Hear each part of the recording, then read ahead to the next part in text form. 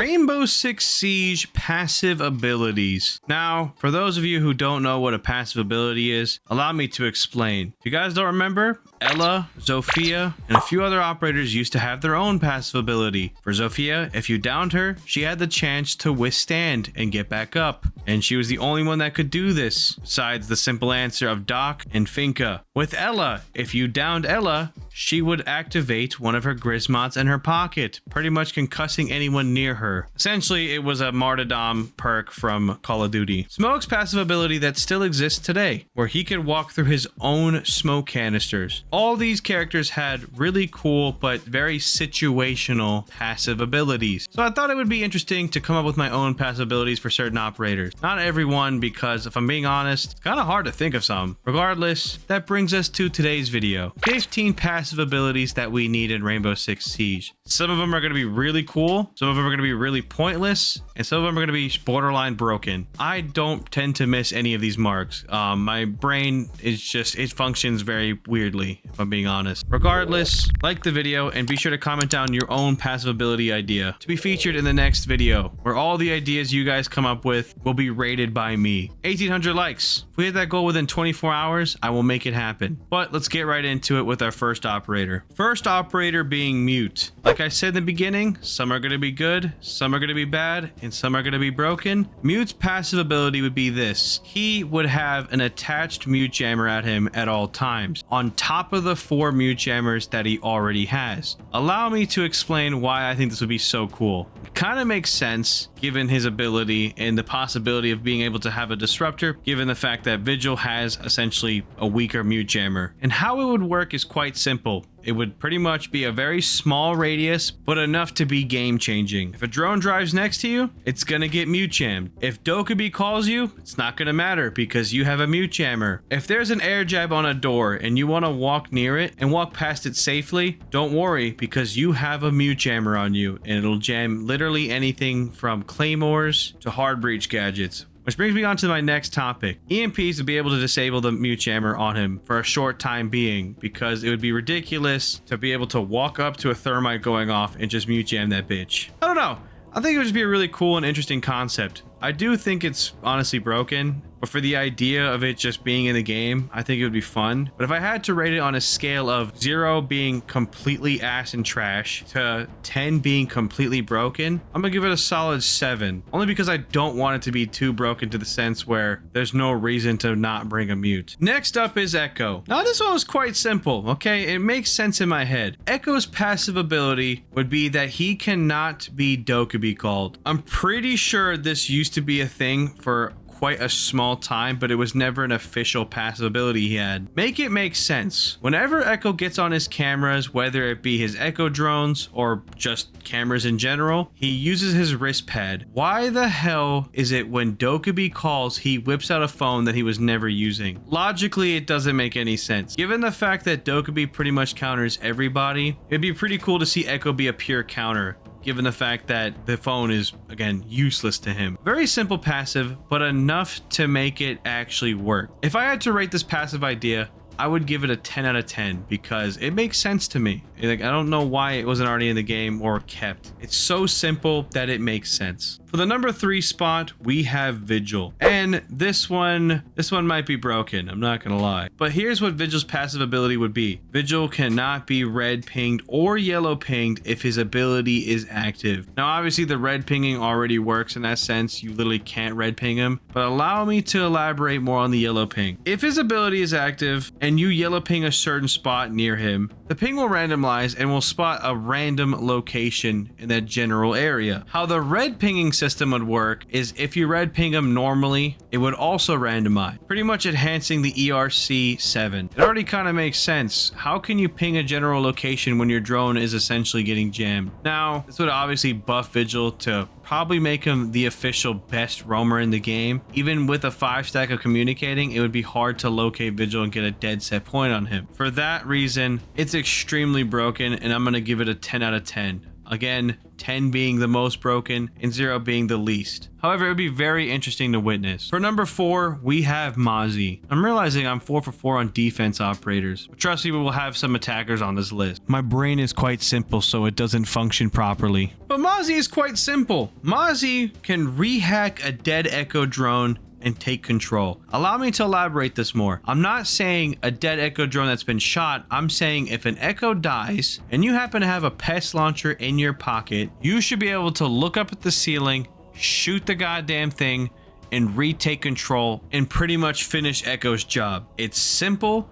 And honestly, it makes sense given the fact that his pest can take over any drone. For God's sakes, I'm pretty sure it could also retake an already existing Ekko drone if it's been Brava hacked. Obviously, this one will be very, and I mean very situational. You're pretty much depending on the idea of your teammate dying, but you're also depending on the idea of your teammate playing Ekko. Two very strict, I mean strict possibilities in circumstance. I would love this idea, but on the scale of it being broken to useless, I'm gonna give it like a solid 4. I think there's potential in it. I just think it's too situational. Number 5, Monty. Now, we have our first attacker on this list. And I'm gonna be real, I thought this passive ability would just be really funny to witness. Monty would be able to place his entire shield to block a door, kind of acting like a very quick Aurora. However, you would be able to Orex dash through the Monty shield and use an explosive. The downside of being able to do this, if you do end up doing that and taking down Monty's shield as a defender, he would not be able to pick it back up. The only way he would be able to pick it back up is if he went back to the door and actually decided to equip it back. Again, like I said, it's pretty much just acts as a quick temporary Aurora, but also is a very high risk, high reward type play for Monty. Instead of just blocking a door and getting punched out the way and essentially dying, place your shield, giving up your protection, but you are able to kill that person and possibly block off an entry point. It's an interesting trade-off, and I don't know how it would work, but honestly, I think it'd just be very interesting to see. If I had to rate this, I'm gonna give it a solid 6 out of 10. It doesn't really seem that broken, but it also seems fairly decent, and it would just be, again, funny to witness. But now this brings us to number 6, being Ying. This, I swear to God, should have been a passive ability since the game's fucking release. Ying can see through any flashbangs. In case you were unaware, Ying can only see through her candelas, which makes sense. Her goggles were made for flashes, okay? What doesn't make sense is my dumbass teammate who accidentally decided to throw a flashbang on top of my candela is gonna get me killed because for some fucking reason, I can withstand a candela charge, but not a normal flashbang. Why was this not a thing, or why is it not a thing currently? It just seems so simple and so correct. You know what I mean? Now, obviously, it could possibly be on the verge of being broken, but if I'm being real, I don't think it would hit that mark, given the fact that Candela, you don't even have to look at it. If you're in the same general direction, you're already gonna get flashed. It just makes sense logically. It's like how Smoke can walk through his own smoke canisters. Why can't Ying essentially walk through any flashes? She's already walking through the ones that are even fucking worse than the original. Just make it make sense. If I had to rate this idea, I'm gonna give it a 10 out of 10. I think this is a fantastic one. But if I'm rating it on a scale of broken, how I have been rating it, I'm gonna give it a solid 4 out of 10. It can be deemed broken, but I think it's just enough to work. Realizing my rank system doesn't make any sense. Number 7, Nock. Nock's passive ability would be quite simple. She would be able to walk through traps,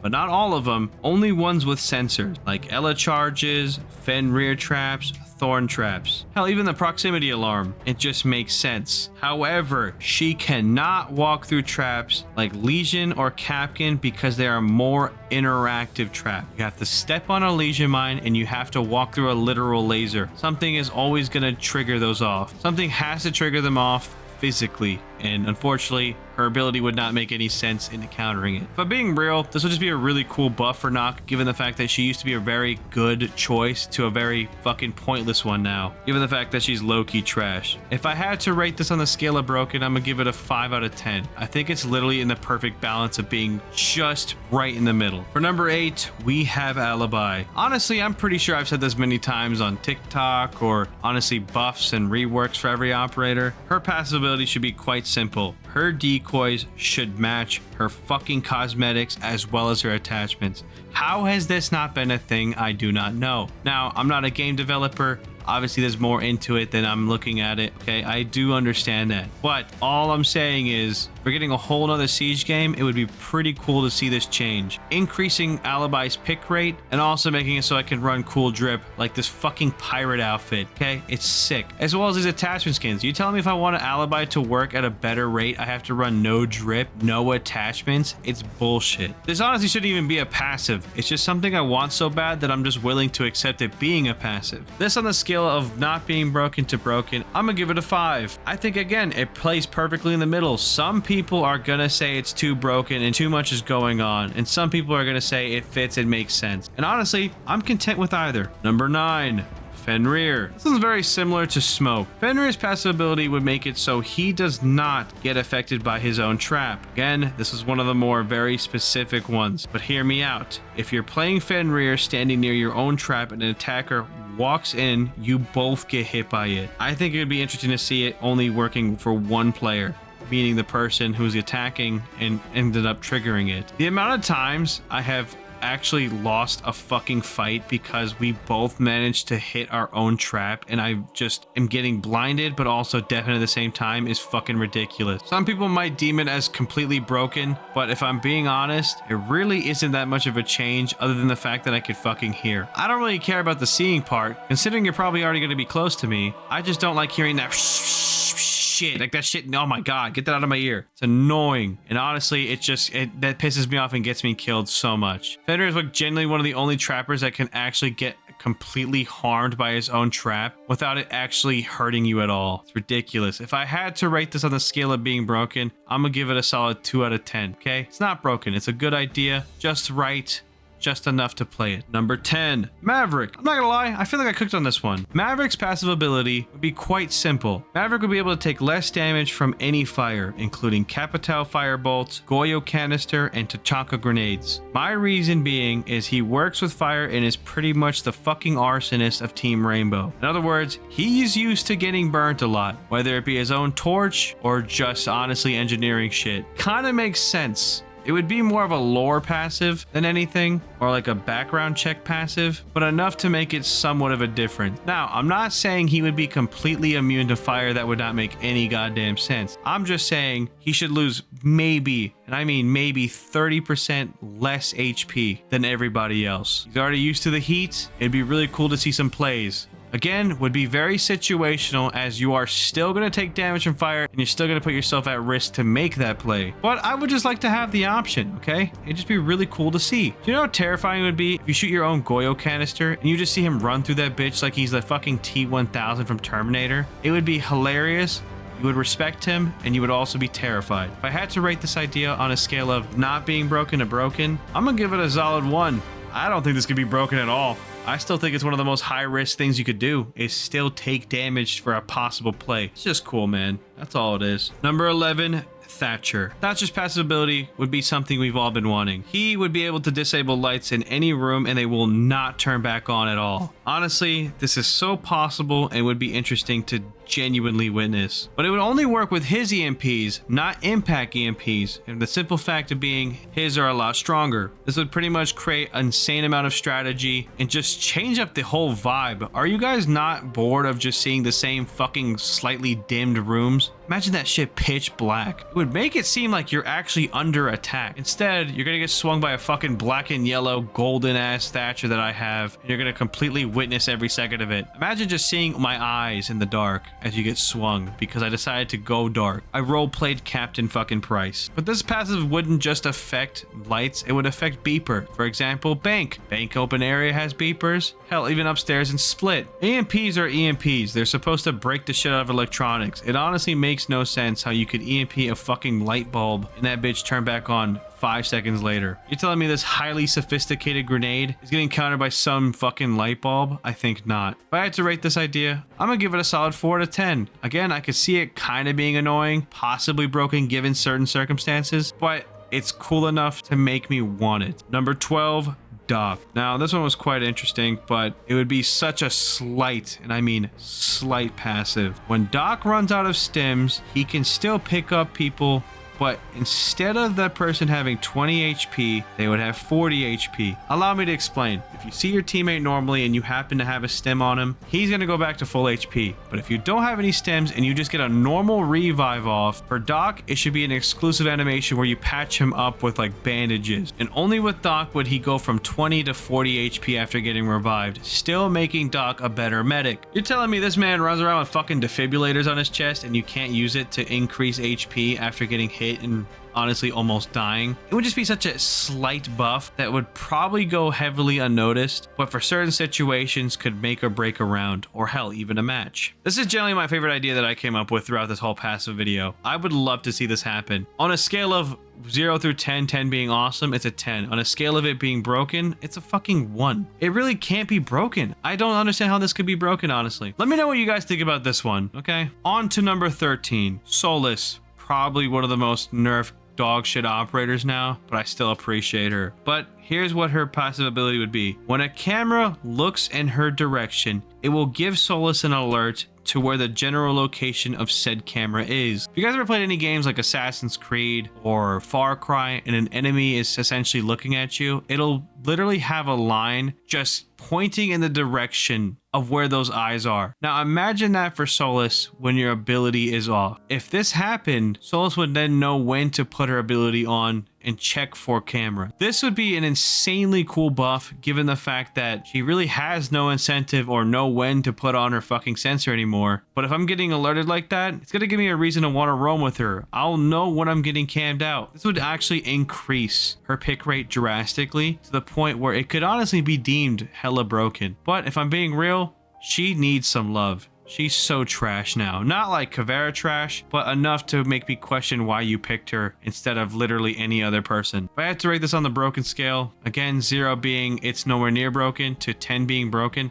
I'm gonna give it an 8. Okay, I can really genuinely see this being bullshit, but at the same time, I feel like we kind of need it now. Number 10, Orex. Okay, this is probably my worst idea. Orex passive ability makes it so he could vault any hatch on the roof, I mean. So imagine an Orex running out on you on cafe while you're trying to play Skylight or trying to rappel onto the roof. It would just create a sense of unease. Of course, it would be high risk, high reward, given the fact that you're going to get pinged. The plays that would come from it would be so dope. And honestly, I would probably pick Orex a lot more if this was a thing. Imagine you're playing Clubhouse. You're defending, the enemy team is pushing CCTV as sight is in CCTV cache. You break Logi hatch, sit at the bottom, wait for the perfect moment, jump up, and possibly catch someone rotating or sitting on the roof. It would just create this sense of unease for attackers. They make it so they just can't sit and fucking bait. Essentially, Orex would turn into the anti-baiter. And honestly, would make it so people pick him a lot more, given the fact that he's actually trash. If I had to rate this on a scale of broken, though, it might be a 7, okay? I could see it being played way too well, but at the same time, kind of needed for him to make a full goddamn recovery. And last but not least, Lion. Honestly, I kind of miss Lion not getting any love, and I could see this working. His passive ability would strictly work with his double E 1D. If you kill someone while the scan is going off, it increases the scan timer by 50%. Now, allow me to elaborate this one. It would only increase if you kill somebody while the sensor is going off.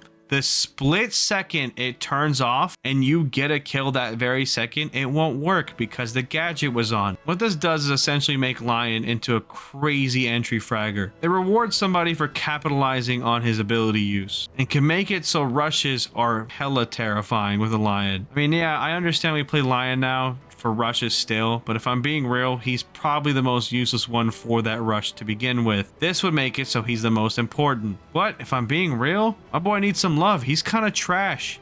Not trash, but very, very situational. This would make it so he's not as situational, but you could actually have a lot more variety to the strategy. If I had to rate this on the broken scale, I'm gonna give it a solid 5 out of 10. I think it has its moments where it could be deemed as broken. For the most part, I feel like it's balanced and just sits right in the middle of the safety zone. But yeah, those have been my 15 passive ability ideas. I mean, in my opinion, I think I cooked on most of them, but some of them I straight up just threw fucking kerosene on it and let it burn. But that's the point of these videos, to have fun and have your own input. So I hope all of you actually decide to partake in your own passive ability idea. It doesn't even have to be for an operator I didn't mention. If you have one that's better for Orex or better for Lion, let me know down in the comments below. Regardless, I hope you guys enjoyed the video and hope to see you all in the next one. But in the meantime, enjoy the outro. I'm about to say all the wire, you know I love a type. She got the buns I admire.